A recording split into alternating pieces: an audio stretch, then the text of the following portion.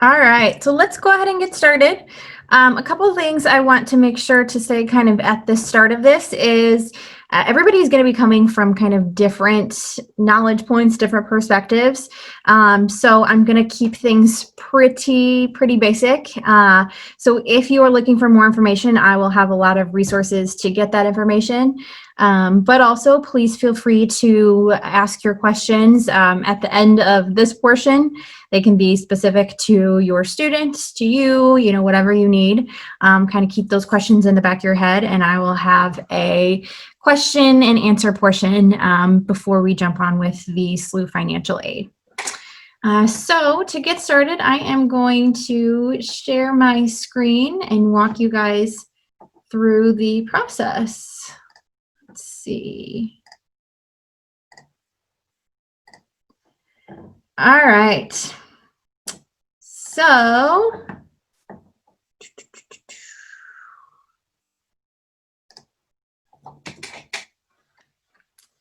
for starters, there are generally kind of 4 buckets of pathways that students take after they graduate from high school. The first one is heading directly into employment. The next one is the military and the various branches that go along with that. There's technical school. Also along with that is an apprenticeship that a student could take on. And then college. And within college, you have 2-year universities and 4-year universities. So we're going to go very kind of broadly over what the college process looks like and then go a little bit more into specifics about some of these steps. But kind of from that 30,000-foot view, the first step is going to be choosing 4 to 6 colleges to apply to. Now, a lot can go into this decision. A lot of research is kind of the best way to go, and a lot of consideration on the part of you and your student in terms of different factors like how far are you wanting to go from home? How much are you, wanting to pay for this education? Are you wanting a public school, a private school, religious affiliated, even a school that offers sororities or fraternities, or a school that has a marching band? All these different things can go into consideration. Another big, super important one is degree program. Does the school have the degree program that your student is looking to participate in? So all of those go into making this decision of generally 4 to 6 schools to apply to. Now that's a very broad statement. Some students may apply to 1, some students may apply to 10. 10 is on the high end of things, but I have seen it. But typically that 4 to 6 range is a comfortable spot where it's going to not overwhelm the student with choices, but give them enough to be able to make an educated decision. So the next step is going to be completing applications for each college and submitting all the required materials. Then comes, well, the 3 and 4 are kind of work interchangeably, receiving decisions from each college, filing for financial aid and scholarships, and then finally choosing the college to attend.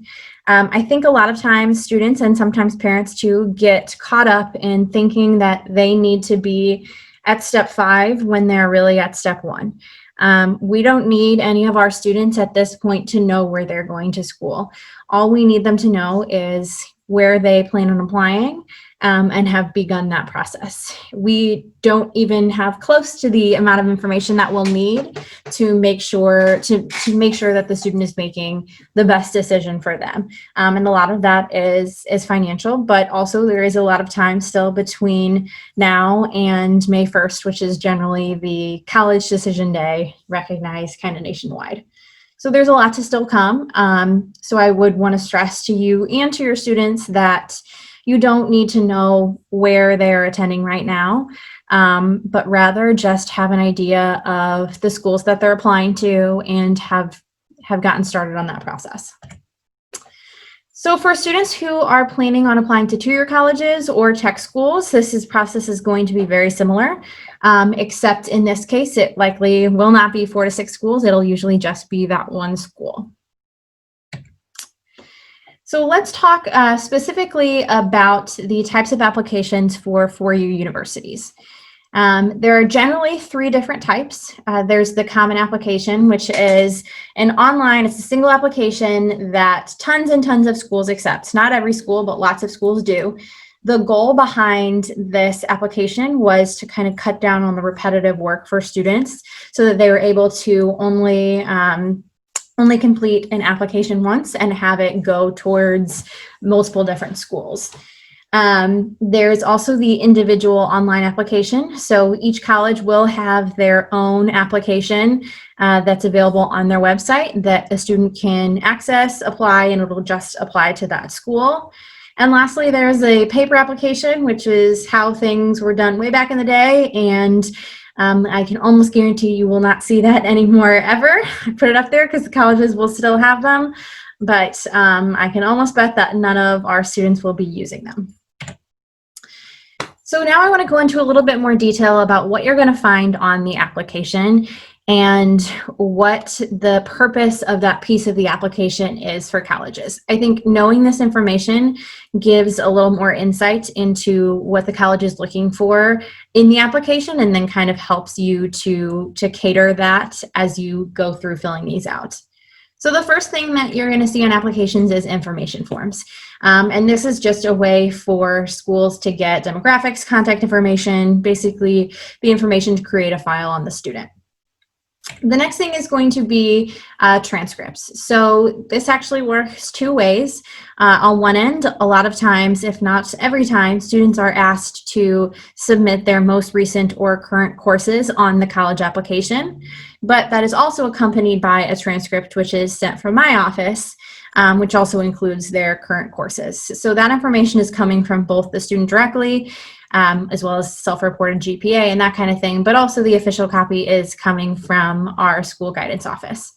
So the purpose of looking at these transcripts is going to be for schools to assess a student's academic ability. You know, how successful have they been in high school? Have they taken challenging courses? What is their level of success in that realm? The next thing that's going to be included in an application is test scores. And again, this comes a little bit differently because they have to be sent directly from the ACT or the College Board to the school. No college will accept a self-reported ACT score, even though they may ask for it. What they're looking for through these test scores is predictive college success. So the initial reason that these tests were created was to be able to predict how well a student would perform once they got to college. Now, more and more, and especially right now with the pandemic, this is kind of starting to fall out of style a little bit. Colleges are realizing that the best way to predict a student's success in college is to look at their application holistically. So look at all of the components and everything that student brings to the table. And right now, with the very limited access to standardized tests that last year's senior class and this year's senior class has had, more and more colleges are going test optional, which means that students do not have to submit an ACT or SAT score for admission. This does make it a little bit more time consuming on the part of the college because taking a look holistically at an application is a lot more time consuming and effort inducing than just looking at a test score. But honestly, it works in the student's favor most of the time because when you're able to see kind of that bigger, broader picture of the student, you're able to see the strengths that don't necessarily come across in a test score. So the next piece is letters of recommendation, and these letters come from various different sources. Most commonly they come from teachers and counselors, but students can also get recommendations from a coach or a member of the community. And these letters are meant to help the college admissions committee kind of learn about a student's behavior in the classroom and their personal characteristics. So generally I tell teachers, when you're writing a letter, just write about how this child is as a student. And then from my perspective, I usually write more about how this student is as a human being. And generally when you have both, you get a very good, well-rounded kind of view of a student. Now, important to acknowledge, not every application or school requires letters of recommendation. In fact, I would say less than half do require it. But you want to make sure that you are looking at the specific college to see what their requirements are, if there are letters required. The next thing is going to be a personal essay. Again, not every school requires this, but I would say more often than not, schools do. And this is the point where the student really gets to express their personality. So it's the one point I always say, it's the one point in the application where the student becomes more than a number in their own words, I guess.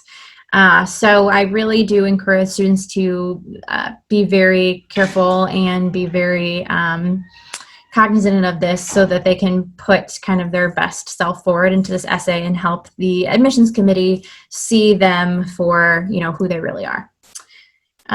Applications will also include a summary of activities.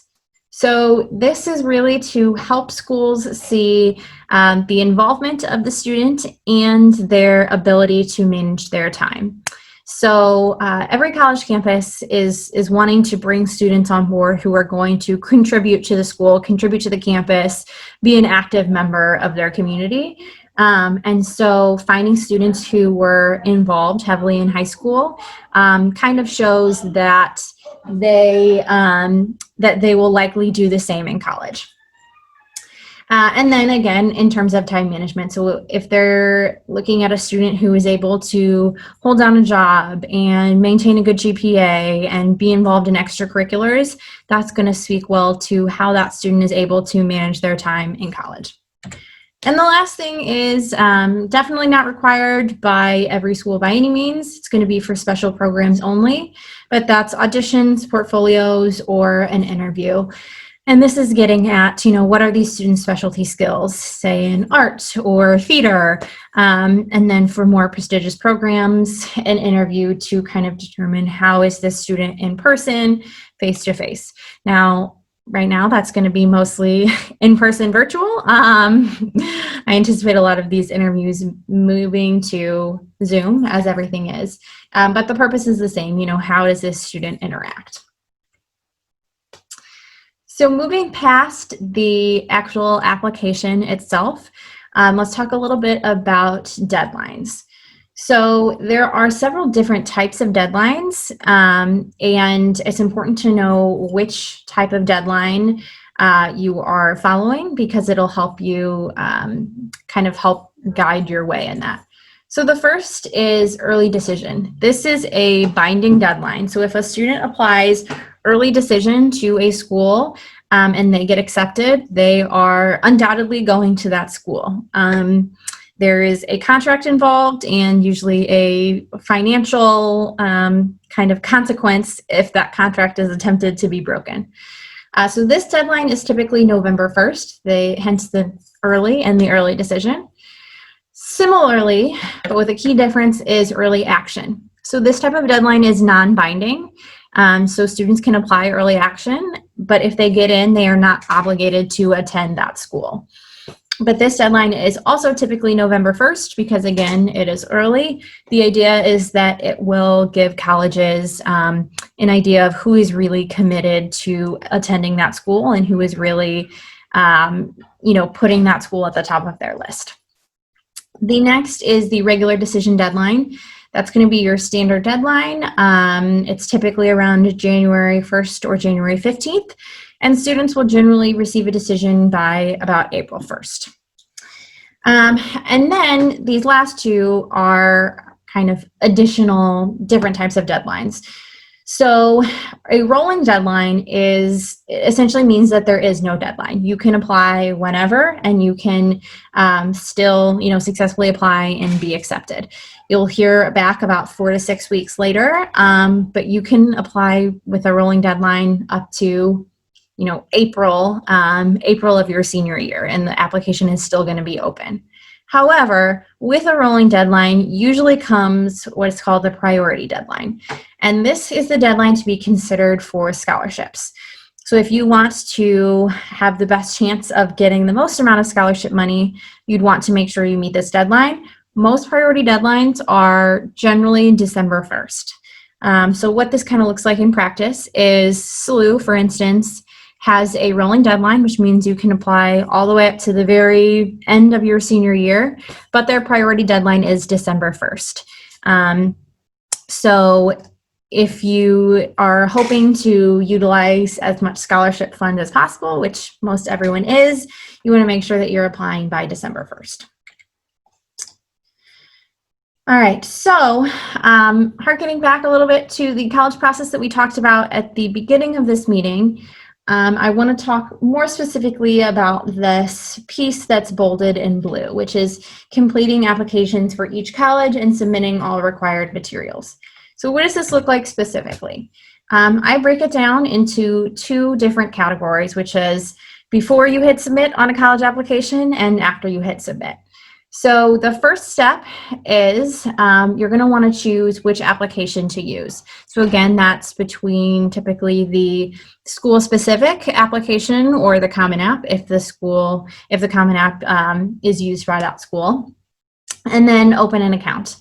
It's really important for students to keep track of the schools and their passwords because they're going to need to be logging into their application portals definitely more than once, generally pretty frequently. So they want to make sure that they're keeping track of those passwords.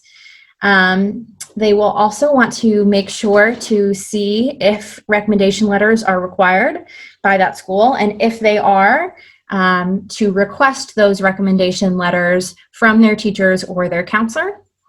And then finally, complete the remaining portion of the application.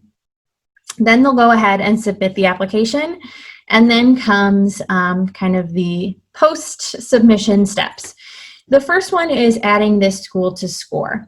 So SCORE is the application management system that Valley Park uses to send our materials. All the students have an account and have been registered, but what students will need to do, and there's kind of step-by-step picture instructions, which I can direct you guys to a little bit later, but students need to log on to SCORE, basically list that they are applying or have applied to these schools, and then that'll send a request to me to send over their transcripts, their school profile, any letters of recommendation that they have, and basically all the materials that the college will need to come from us.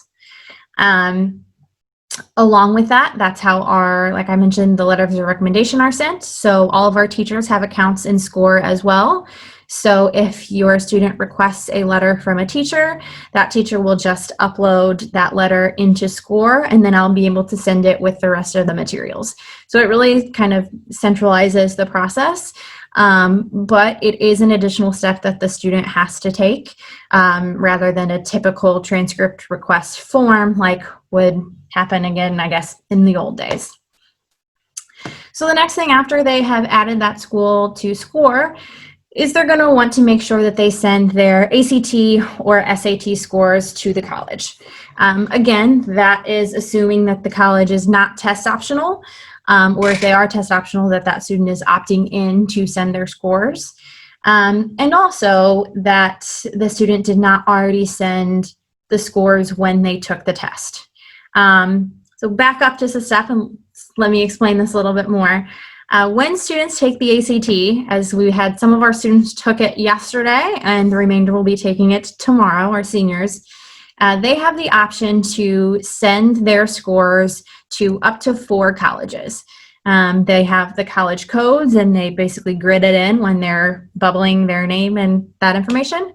And those schools will then automatically get that ACT score when it comes out. Now the great news is that that's free. You can send the scores later to any school you want, but it is about $12 per score per school. So it can get kind of pricey if you're sending it to a lot of schools. So that's why I say, take advantage of gridding in schools into your test to have them automatically sent this score. The other thing is you can send multiple scores to a school. Always, always, always, you can send scores again. And the schools almost universally are going to look at the highest score that they receive. So if I, as a student, sent a 23 and then a 25, and then I took it the third time and I went back to a 24, that school is going to look at my 25 and make an admissions decision based on that 25.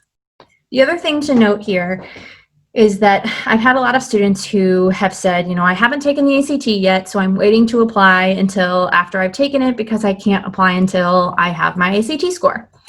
That is actually not true.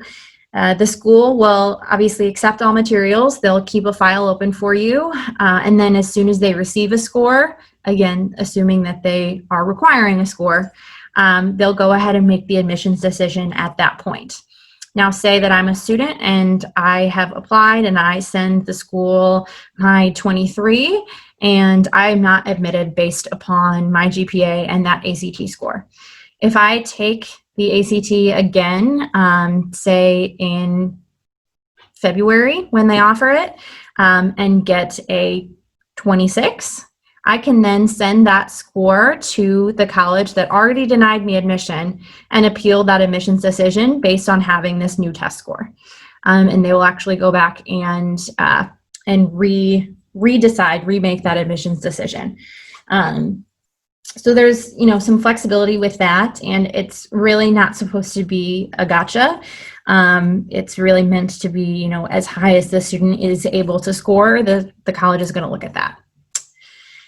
And then finally, as the admissions decisions and scholarships start to come in, we do ask that students send copies or bring copies to the counseling office, because we then keep that on file and have that information and to share at graduation as a, look how awesome and great all of our students are.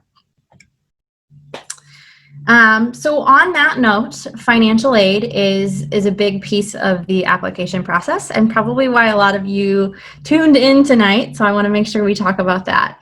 I want to start generally with the very broad types of financial aid and kind of what each of them mean. So the first that you guys are probably most familiar with are scholarships. And these are based solely on merit, so they do not need to be paid back. It is free money that you've earned. The next is grants, and these are actually based solely on need. So financial need is what determines eligibility for grants, but they also do not need to be paid back. Loans, obviously, do need to be paid back plus interest. And then the last type of financial aid that you'll see on a lot of financial aid packages is work study. And these are federally funded jobs that are through the college. So they're jobs on the college campus. And the student receives the money in the form of a paycheck. The assumption is that that paycheck will then be used towards tuition. So I personally had a work study job in college where I worked at the front desk. And I got paid like a normal job, but then I was expected to use that money to go towards my tuition. So that's how work study works. And then I also want to talk about the sources of financial aid, because I think there is generally a lot of misconceptions about where this money comes from. So the biggest source of funding for college is actually the specific college or university. It is definitely, most certainly not the federal government. The college or university is going to use their endowment to fund financial aid packages for prospective students. Colleges will offer scholarships, grants, and work study, but they will not offer loans. The federal government is usually the next largest source of funding, and they will offer grants and loans. So the FAFSA, which we are going to talk about later tonight, is how a student applies for financial aid from the federal government.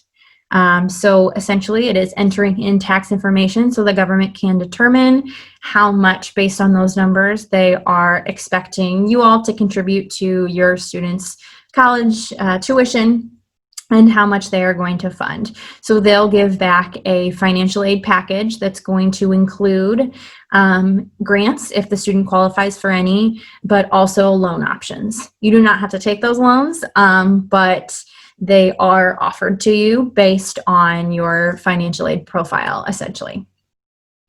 The next option is to go through private banks. You can also get loans through private banks, but those interest rates are typically a lot higher, but there are pros and cons to all of it.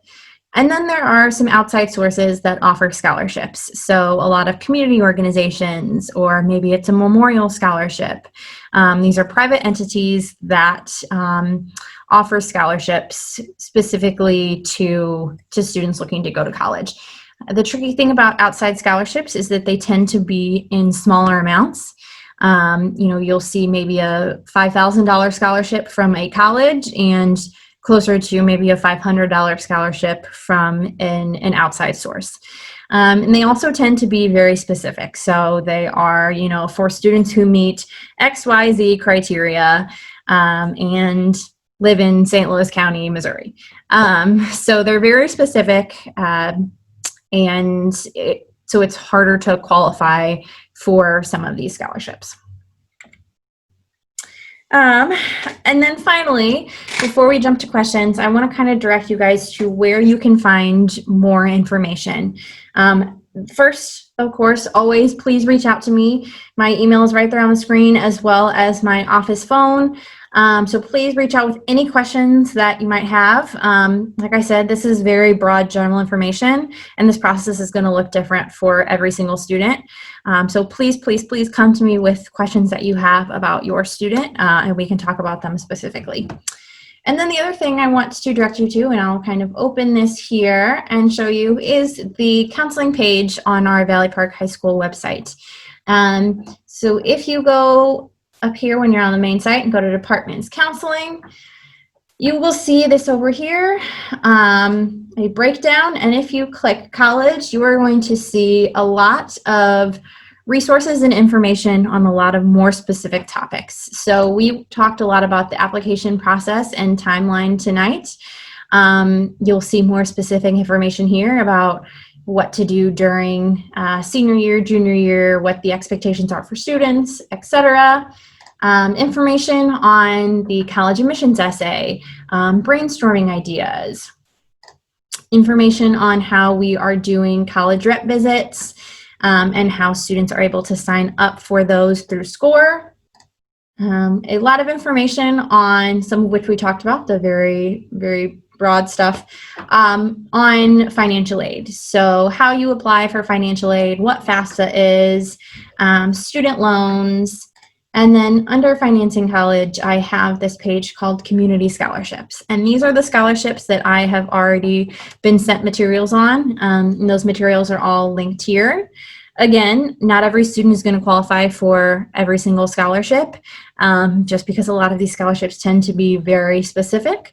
But if you are looking to put in the time and the effort, you can accumulate pretty good money by applying for multiple of these scholarships. We also have information on letters of recommendation, some brag sheets. A lot of times, especially right now, I will ask students to fill out this counselor brag sheet for me just so I can get to know them a little bit better since we're all virtual right now. Some more resources that are available. Some college application frequently asked questions, some common college myths, and then lastly, what I want to point you to is this page on SCORE. So this will walk through students through adding colleges to SCORE with pictures, and then requesting fee waivers and letters of recommendation. So with all of that being said, I am going to take the next little bit to answer some questions. So what I'd ask of you all is to put your little emoji hand up. I'm going to make this bigger so I can see all of you. Put your emoji hand up, and as we go, I will unmute you and you can ask your question.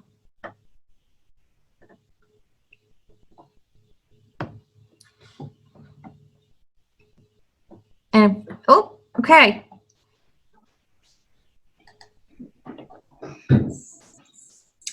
Hi there. Hey, I have a quick question.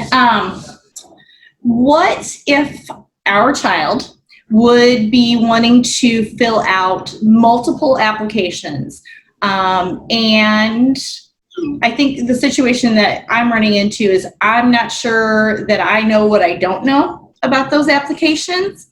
What would be the best way, or can you help him, like, make sure that he's like checked all the boxes? Because I feel like if I had a cheat sheet, kind of like what you had on your website, but I'm not sure that I even have all the answers. So is there a way that he can reach out to you or schedule an appointment to come see you to do that? Absolutely. So I am available, all the time at any time to work with students. Right now I'm doing obviously exclusively Zoom meetings. But I do find that Zoom meetings are much easier than trying to do emailing back and forth. Hi, Ann. He's worried at school. Oh my gosh, I'm so sorry. Oh, I love it. okay. Then trying to do emailing back and forth just because, I find that I'll get into a thread a lot of like, well, what are you seeing? Well, what are you seeing? Yeah. So I like to try and schedule Zoom meetings if I can. Okay. But then the other thing that I want to assure you of is in terms of the applications, I think a lot of us are used to, we have a parent portal on Infinite Campus. Right. There's a parent portal on SCORE, so we can see all of that, but there's not a parent portal option for all of these college applications. And I think it's frustrating because you're like, I want to be able to say, this is what, you're missing. You haven't done XYZ. But the good thing is the college applications are very well structured that if they're missing something, they will not let them submit it. It is all based on required fields, which is honestly most of the questions I get. Like, I see this red asterisk and it won't let me hit submit. Right. So the top 3 things I would say for you as a parent to remember is submitting the application, and sending, I guess it's 2 things, submitting the application and sending testing scores, since that is something that has to happen. And then I guess adding the school onto SCORE. But that's something I kind of hound the students about myself. Like, have you put this school in? Right. So yeah, those are the top kind of things to remember. It just seems like this is different from the process we went through with the other one 5 years ago, because everything was very much more paper pencil, and we didn't have all these different programs we were going through. So it just feels like there's a lot of stuff out there that I don't know what I don't know. So absolutely. And again, that's at the time. Yeah, absolutely. And I mean, if you want to come in too, I mean, obviously you're kind of already here, but I've had some parents come in for questions on, what does this look like? A lot of times the most helpful thing with this is just sitting down with a computer and going through the application, kind of breaking it down step by step. Because again, it becomes a lot of, well, what are you seeing? What are you seeing? But Okay. yeah. Perfect. You?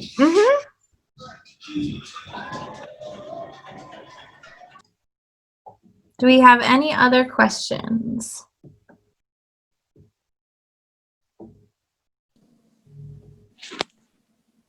Hi, Susan. Hi. I just had a question about like the personal essay or essays that they have to write. Yeah. Would you recommend that the English teacher or you review what they have written if they can give it to you to kind of give feedback, or not? Yes, I would definitely say more sets of eyes is a good thing. Because a college admissions essay is very different than your typical school essay or 5-paragraph essay, because it's very much a personal topic. It needs to kind of engage the reader in a way that a topic, academic topic wouldn't.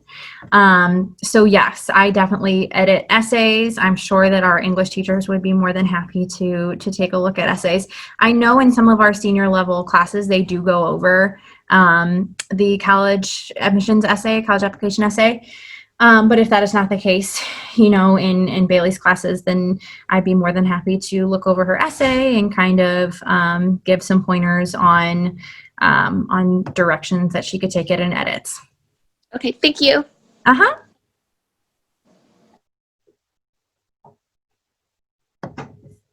Any other questions, wonderings, concerns?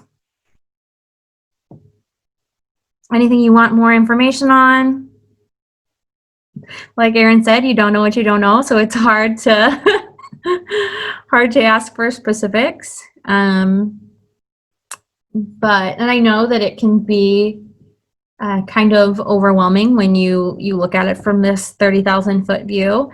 But I remember when I was a student, I had the exact same reaction that I have now doing this professionally, that that college applications are definitely a big deal, but are much easier than people initially made them out to be. I expected that I was going to be spending months and months of my life applying to college, and it did not end up going that way. So really, I mean, it's an important process, and it's one that you want to do carefully. But it's also good to kind of temper your stress with, our ultimate goal is just to find the school that's going to be the best fit for your student. And in the place that's going to make them, make them the happiest, and in all the different ways that we can talk about. All right. Well, I think if we have no other questions, we should be having Shayla from SLU pop on in just a few minutes. Dr. Looney, is there anything you wanted to add? No, I'm actually treating this as not only a Valley Park meeting, but I do have a sophomore in high school, so this is actually very helpful for me as I start thinking about navigating. So I do appreciate you doing this, and I'm sure there's other parents who they're interested in. If you in the community, if you all have people who miss this, we're going to post this on our website as well as share it by email to everyone. So I know it's some great information, and we'll continue to offer these opportunities to make sure we're all learning together. Mm-hmm. And there are also, not to, I say this so many times a day, I think, but there are no stupid questions. This is an unknown to almost everyone. I haven't found a single person that is like, I feel completely comfortable with this process. So, never be afraid to ask a question, ask for clarification, because that's really kind of how you get through all of it. Alrighty. Well, tonight we're just kind of going to do, I'm Shayla Johnson, by the way, from St. Louis University. I am an assistant director in the Student Financial Services Office. What I'm going to do is just kind of give you a brief overview of financial aid and then kind of go through the FAFSA. I'll cover a lot of the general screenshots. What you will find when you do the actual FAFSA, there's a lot of skip logic. So that means this is going to be page by page. So if you have this and you go home and look, it's not going to be line by line actually, because there is some skip logic depending on how you answer certain questions. Also, the students' questions are the exact same questions as the parents. So for the sake of time, because this presentation does have like 90 slides, I will skim through like the repeat questions like for students, because they'll be the same ones the parent asks. And then if you have questions at the end, I'm happy to answer. As always, if there's parents who have personal questions they don't want to ask here online, they can definitely call our main office, or we do have a virtual office that they can get into, and there's a counselor that can answer any general questions they may have. Okay, so without further ado, just a highlight of things that I'll talk about is just financial aid in general, the eligibility requirements, that FSA ID. I'm not sure, some parents already have one if they've created one, but we'll talk about that. The walkthrough of the FAFSA, the time frames, timelines, what should your seniors be doing right now? And then Q&A if anyone has any questions. So there are 4 basic types of financial aid, 4 components. This doesn't matter which school you're looking at. This is very general. Some schools will offer some of these 4. Some may offer all 4. But financial aid is made up of scholarships, grants, loans. And yes, a lot of families don't like to think of loans as financial aid because yes, unfortunately, we have to pay those back. And then some possible federal opportunities for employment. So a lot of families ask us, we get that question around this time, is why should we fill out a FAFSA? Well, this is used to determine your eligibility for several different types of aid. especially if you're looking at private institutions such as St. Louis University. When a student completes the FAFSA, it's potentially determining their eligibility for federal, state aid if they're a Missouri resident, and possibly institutional aid for colleges or universities who offer their own in-house aid. So you ask yourself, is it worth it? Absolutely. Some students and families, they may not qualify for federal or some state aid, but they may qualify for institutional aid.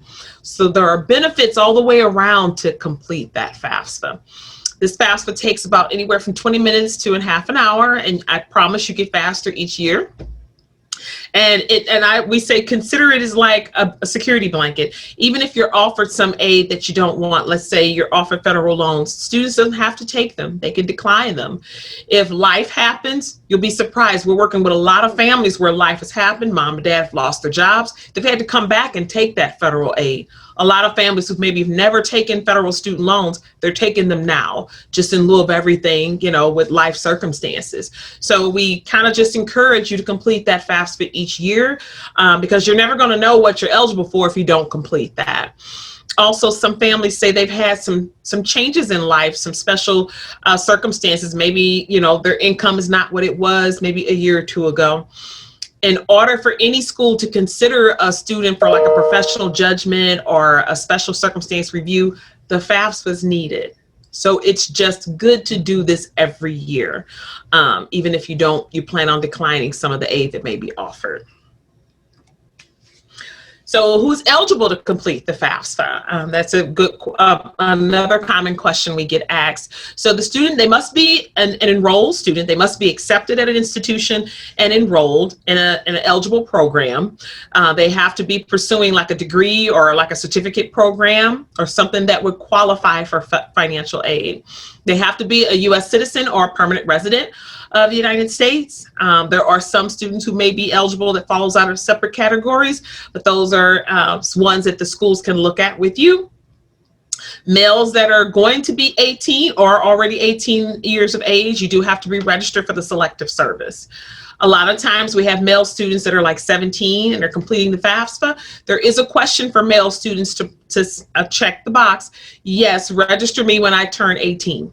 So you don't have to be 18, but on the FAFSA, if you're completing it, which is now, since it's available, you'll want to check that box, male students, and just say, register me, and you will automatically be registered when you turn 18. And you have to have a valid Social Security number. So what's that expected family contribution? You will hear financial aid administrators say EFC. So that's what it stands for, expected family contribution. This is something that is determined from Congress, absolutely not the schools, but this is what the government feels that parents can attribute towards the student's education. So every year you complete a FAFSA, there is a number at the end. It's on your confirmation page. You will see a number that can range anywhere from 0 up to 999,000. That is your EFC. And that is the number that's used at any institution that you send the FAFSA to determine your eligibility, whether it be for federal, state, or institutional aid. That's what's used. Something to keep in mind, cost. The cost of attendance, costs versus direct costs. A lot of times when families are looking at this on the websites or when they get award letters from schools, they let them confuse them with this. The cost of attendance, as you'll see over to the left hand of the screen, those components, that's what makes up the school's budget. Every school has a cost of attendance budget, and that is designed for financial aid purposes. So a student can't take out $90,000 in financial aid when they only have a $60,000 cost of attendance budget. So it's designed so students don't over borrow or over take out aid that's not needed. Every school's cost is different, and that's what these components are made up of. And these are also things that financial aid can be used for. A lot of parents ask, what can it be used for? Look under the cost of attendance. Now, Miscellaneous is not something that you'll see on a bill, but that just encompasses students who may travel, who are not going to be residents in their home state. So plane tickets, living expenses, things like that, all of that is under the cost of attendance. Your school has already determined that for you. So your financial aid just cannot exceed that. And that cost of attendance will change from year to year. That is not the bill. So when you see that, don't let it scare you. What you will want to pay attention to is the direct costs, which is over to the right of the screen, where you see the tuition and the fees and the room and board. Those are things that you'll want to pay attention to, because those are set, they're not changing. Those are things that students could be billed for. This chart kind of explains how schools break down and how schools vary with their cost. Over to the left, you'll see cost of attendance. As you see, number 1 represents a private school cost, number 2 maybe public, and 3 a community college. So as you can see, the cost is varying. But then you look over to the right and you see the need is varying also. So the higher the cost, the higher the need. What is going to remain the same is going to be that EFC that I've mentioned, that number from the FAFSA. So let's say you apply to 6 different schools and your EFC is 5,000. That number is going to all the schools, same number, all the schools, but the need is probably going to vary depending on the school's cost. So this chart just kind of explains how each and every school, sometimes we get calls, well, so-and-so gave me this, well, so-and-so gave me this. Because every school's cost and your need is going to vary. That's why it's different. So what can you do to get started? Well, if you haven't already, because the FAFSA has been open since October 1. And let me tell you, I think from what I heard, we got over about 50 FAFSAs that first day. So we had some eager families, probably a lot of our returning families. October 1, the FAFSA was available. So in this slide, these are things that you can do now. If you haven't already created an FSA ID, you see the website here. This is where the student and a parent will go to create one. Parents, if you've already done a FAFSA for yourselves, if you're in school, or if you've done it for maybe an older kid in college, then you already have one. You don't need to create one. But if this is the first time college student going to school, first year freshman, then one parent will need to create an FSA ID and the student. You can't share this. They have to be separate. Parents, if this is a 2-parent home, only one parent needs to create one. So you guys get to decide who's creating that. It doesn't matter. But just keep in mind, if you have multiple kids in college, every student has to have their own FSA ID, and that's a federal student aid identification. So it links to every individual person. So you can't share anything with that. I will recommend, if you haven't created an FSA ID, when you're creating these, students, do not use your high school emails. Do not use your high school emails. When you graduate, those are going to be deactivated. If the government tries to send you a correspondence, they will lock your FSA ID account if they see where that email bounces back to them. Parents, do not use work emails. Use personal accounts, your Gmail, your Yahoo, Hotmail. Use a personal account. Same thing will happen to you if you change jobs. If it bounces back to the government, they will lock that account. So keep that in mind if you haven't created one. And you can't use the same. Mom and student can't use the same Yahoo account. They need to be separate. It's not going to let an email account be used multiple times. Okay. This takes definitely less than 30 minutes. I'd say about 10 minutes to create these if you don't already have these. And I will say, if this is your first time creating them, please write down your username, your email, your passwords to your FSA ID account and store this with your tax information. I spent 2 hours the other day with a returning family, the mom or student, they don't remember anything. So it took them, they tried on their own, they got locked out, and it took us 2 hours just to get that resolved. So I highly recommend write this information down or save it in an email electronic folder, because you're going to need it every year this time to complete the FAFSA. You'll need your 2019 documents. So have your tax returns from 2019 if you file. If the student didn't file, that's fine. If they worked in 19, you will need the W-2s for them. Your bank statements, financial records. Those are things you can have handy so that you're ready to sit down and complete the FAFSA. Definitely makes it faster if you have all of this handy. Any other current account statements or bank statements. And be prepared, you know, hopefully you've decided what schools you want to send this to. If you don't have their FAFSA codes, that's fine. You can look them up in the FAFSA. So as you are listing schools, it allows you to list them. Every school in the United States is on that FAFSA. All you have to do is look up their state, and the names are in alpha order. When you go to the website to create your FSA ID, this is what it's going to look like. Okay, and a reminder, one parent and student need to complete this if you haven't already. Now we're going to get into the FAFSA. So as you are going for the first time, you're going to go to studentaid.gov and you're going to apply for financial aid. And when you see that, you'll see the FAFSA. This is your first time completing one. You're going to go to the new to the FAFSA process. Parents, if you started one already, or if the student has already started one, then they're going to go to returning user.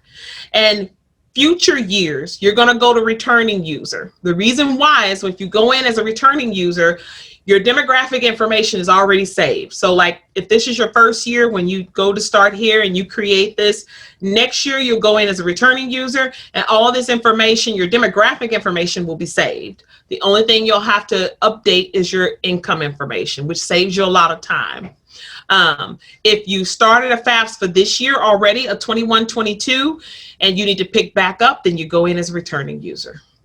That lets you pick up where you left off.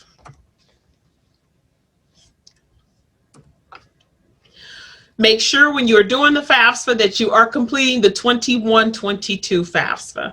As you go out there, you will see two, because currently we're in the 2021 year. You want to complete the 21-22 FAFSA. If you do it in error, it's okay. Nothing's happening to it. I had a high school administrator call the other day in a panic, and I don't know who she spoke to, but she said the students sent the FAFSA to like 12 schools. So she was trying to call 12 schools and say, sorry, we made a mistake. There's nothing we can do with the 2021 FAFSA. If they're not admitted for this year, we're not going to do anything with it. So, and I have some parents who say they've done the 2021 just for practice. But for next year, if they're starting school next fall, they need to do the 21-22 FAFSA. Now, with that said, if there is some students that are going to start this summer at the community college, because sometimes we have students that are starting in the summer, they will need to do both.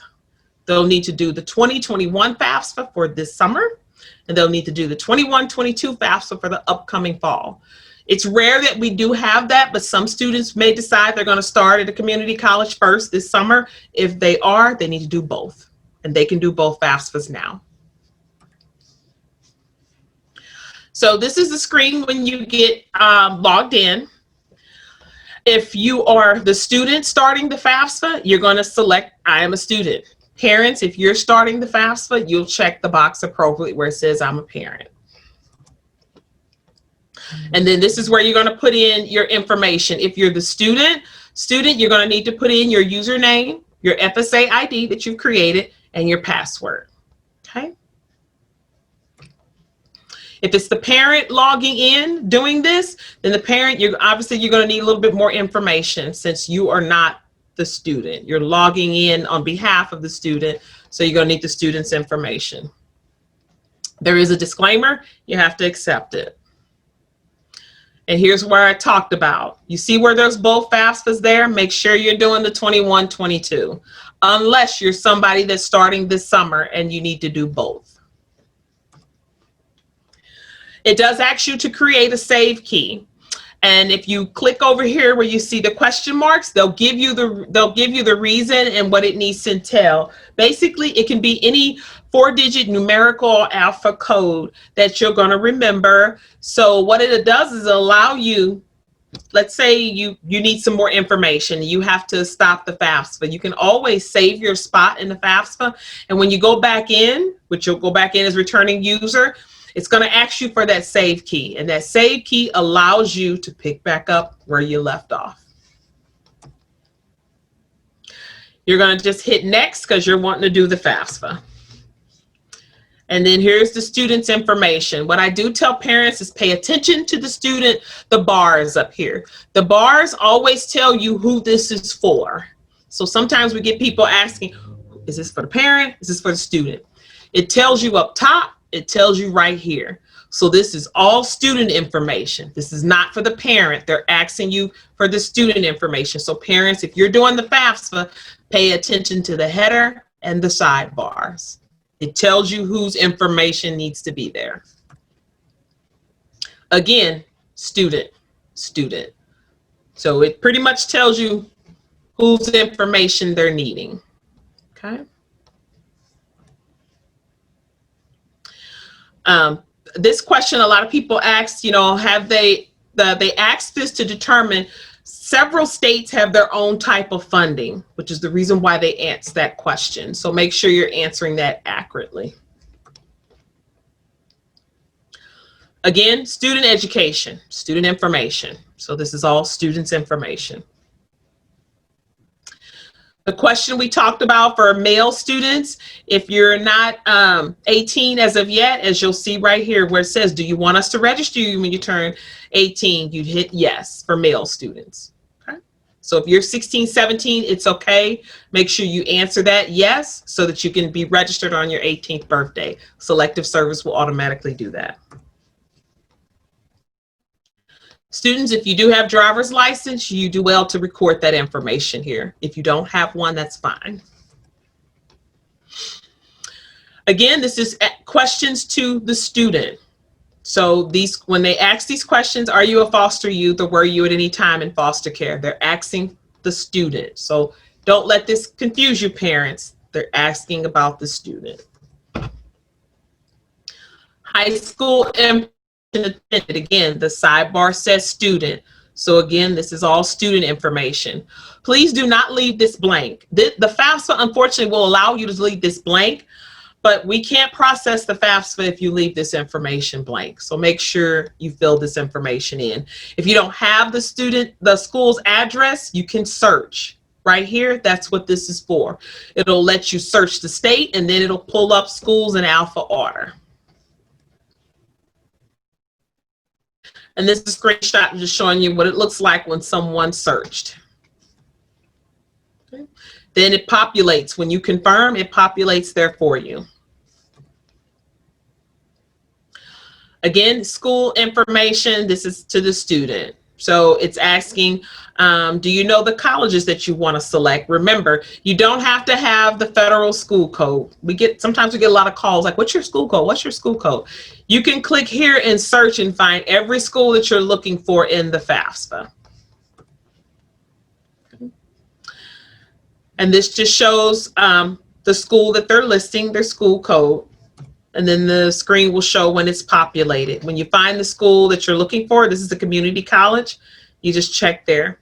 Another question we get, because there are 4, 5 community college campuses, they don't have separate school codes. They just have one. So sometimes when we're at schools helping with FAFSAs, we get that question. That covers no matter which school you're going to, community college. And right here is just a screenshot. I'm sorry. This is a screenshot of someone who picked several schools. Okay. And then when you pick those schools, it gives you the college comparisons, the breakdown data for students, parents, if they want to read that. Again, it's asking student information. So even when you see marital status at the top, this is a question to the student. Student here. We get this question a lot, but this is why FAFSA was trying to help you gauge this. When it's time for parent information, it'll say parent. Right now, these are still questions for the student. Again, questions to the student.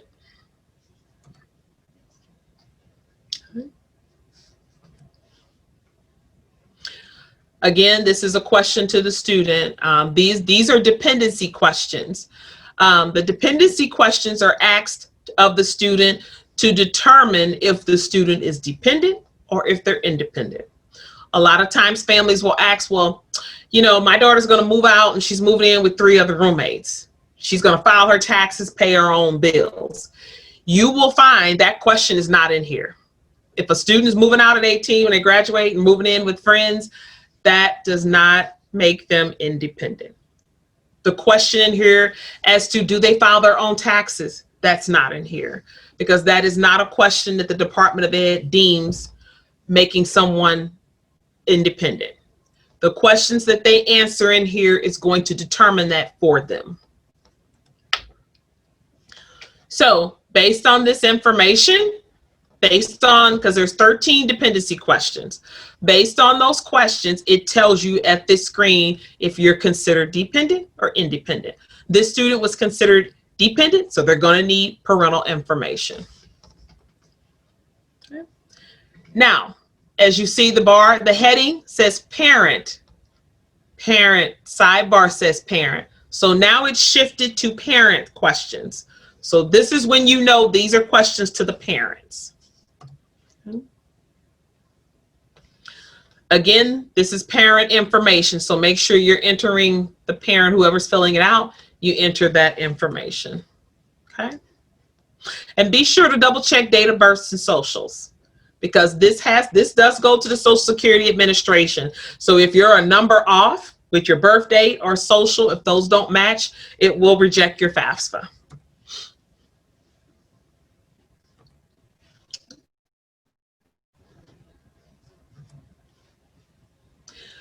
So right now it's on the parent financials. So it's letting you know up here, parent tax filing status, parent financials, parent information. So again, questions to the parent. You also have the opportunity to do the IRS data retrieval tool. We do recommend, if you're able to do it, we do highly recommend you utilize that. The IRS has linked with the Department of Ed, and what it does is it allows some parents, not all families, but some parents to transfer their tax information over to the FAFSA. And we highly recommend that because it's accurate. So it leaves less errors, less room for parents to make honest errors on the FAFSA. So if you're able to utilize that tool, I would say try it. It will let you know if you can't use it. Some examples of people who can't use it may be you're married filing separate. You won't be able to utilize the data retrieval tool. If you've been a victim of identity theft or tax fraud, it won't let you use it, okay? So if that's the case, if it doesn't let you use it, that's okay. That's the reason why you're gonna have all of your 2019 taxes, W-2s, and bank statements and documents handy so that you can record that accurately. So it's asking for the parents' information here. Now it's asking for the parents' FSA ID information. So again, parents' FSA ID information. And we talked about using the IRS data retrieval tool. And we have an example here of someone that's an example of a parent that's doing the data retrieval tool. So after they enter the parents' FSA ID information, you'll click the button linked to the IRS. You have to click OK. Don't let this scare you. It's just letting you know this is a government site. It's an authorized, you're authorized to go there. You click on OK.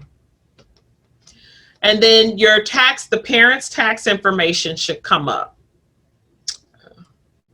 Getting ahead of myself. So you'll want to make sure, you look at this. What you will have to fill in is the address. What I recommend is you have your 2009 tax information handy, because your address has to match what's on that federal tax return. So whatever's on that 2019 federal tax return, whether you have a street abbreviated like road or avenue, boulevard, however it is, even the zip code, everything has to match. So if you have your 2019 taxes in front of you, you should be able to successfully enter that with no problem. Once you've entered that, you hit submit, and then this is what you'll get if you're able to transfer. You will then just select transfer now, and it will come back and let you know that your data was transferred. So I highly recommend, if you're able to do that, to definitely do that. I had a meeting with the family today, and the student said they did the FAFSA. They thought maybe they entered their parents' income information incorrectly. Well, luckily for her, I went back and looked at 1920's FAFSA, 2021's FAFSA, and both of them had the IRS data retrieval. We can see when it's been transferred. It lets us know. So I explained to her, I assure she made no mistake because the IRS transferred it. So it was accurate. So if you are able to utilize that tool, definitely take advantage of that. And as we talked about, these are examples of ones who would not be eligible for the data retrieval tool. Students, if they file their taxes, we encourage them to do the same thing. Try to use the data retrieval tool. Okay. So this is some information where the parents' FSA ID information they had a system error. So when you have system errors like this, they're going to tell you what the issue is. In some cases, they want you to check information. There's an error somewhere. So just make sure you check those error messages as they come up. The one thing you will need is your W-2s. Even if you're able to successfully use the IRS data retrieval tool, they do want, especially if it's two parents in the household with incomes, they want you to record that information, like the W-2 information. So make sure you have your W-2s handy. Okay. And going back to this, you can't use the data retrieval. Some families say they get confused, they don't know what to record. You can see right here, it tells you where to find these answers. So if you have that worksheet like this one, if a family has a Schedule 1, it tells you where you can find your answers. So there's always help. And then if you need further help, you hit the question marks. Okay. And again, you're still on parental information. So it's letting you know that. So these questions are to be answered by the parent.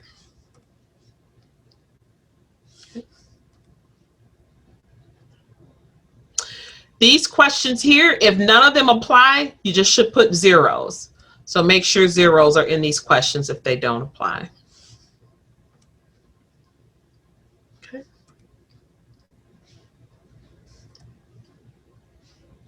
So again, it's still, if you're ever wondering, where am I on the FAFSA? Parents, assets, parents, information. Okay. And some families ask these questions like, as of today, you do need to record this information. So let's say you've got, $10,000 between your checking and your savings today. As of today, you do have to record that. So make sure you're recording this information accurately. If you're not too sure what asset net worth means, here's a screenshot of that to kind of give you help. At the top of the FAFSA, there is a help center as well. If you put in assets, this pops up to kind of explain what are assets, what are not assets. So there is help aids and help sidebars to help parents if they really just don't know what they should be recording or should not be recording.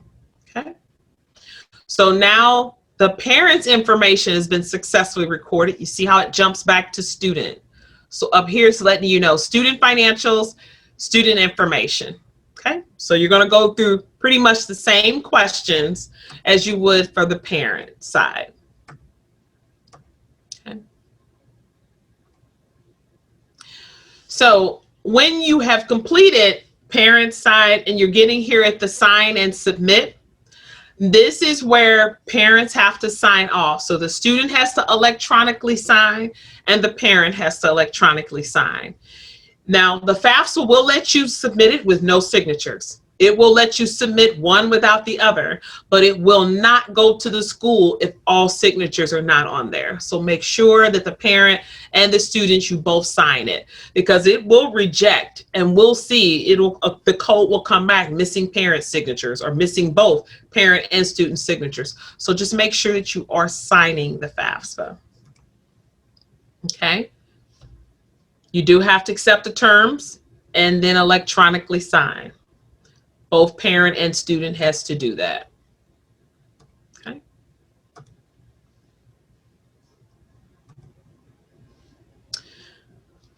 Once you've both signed, you'll see the confirmation there.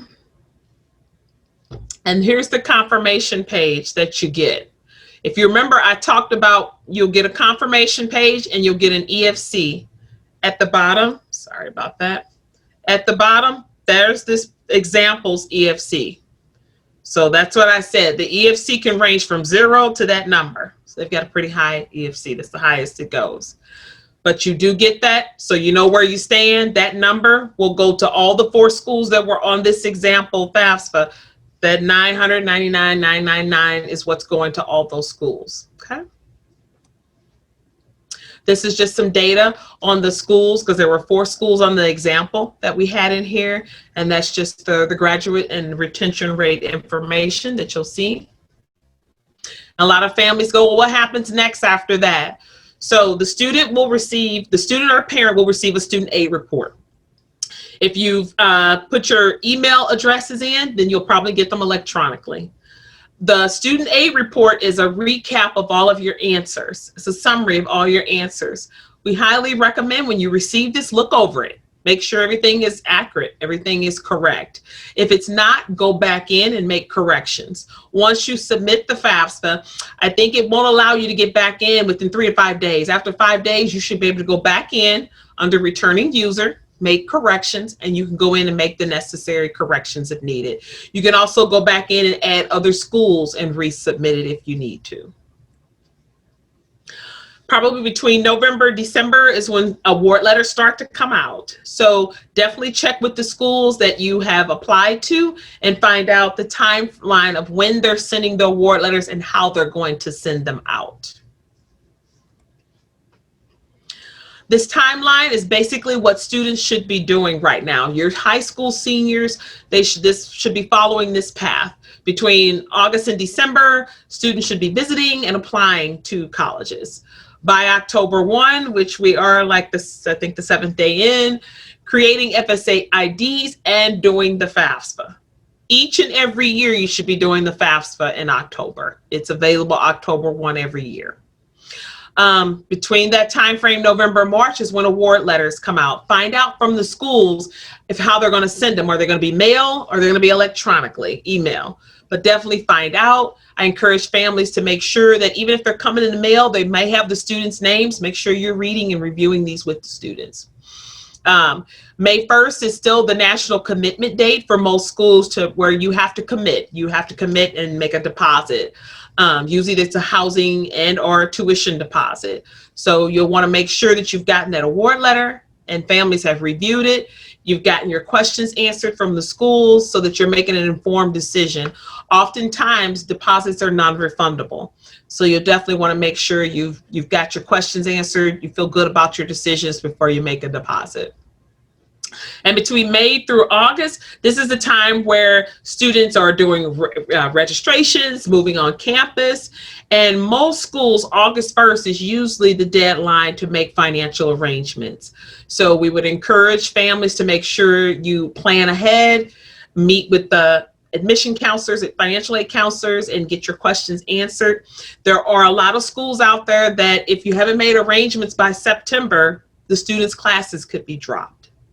If their classes are dropped, the next phase is they could be asked to move off campus. If you're not a registered student, you can't live on campus. So you definitely want to make sure that you have financial arrangements in place prior to August 1st so that there's no interruptions or confusions in that manner.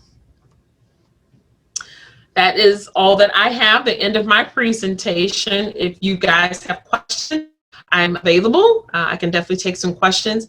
If they're private, you can definitely call our office or you can get into our virtual office. But thanks for taking the time to listen at the presentation.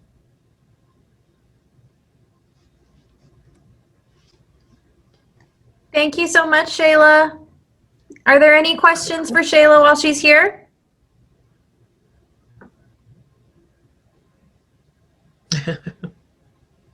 Awesome. Okay. If you think of anything else, here's our contact information. This is our virtual Zoom office. So we man that from 8:30 to 5. So if you click in, you just jump in and you will be talking with the financial aid counselor if you have questions. Okay. Awesome. Thank you so much. You're welcome. You guys take care. Have a good night. Stay safe. Thank you. Thanks, everyone. Thanks for coming. Have a good night. Let me know if you have questions.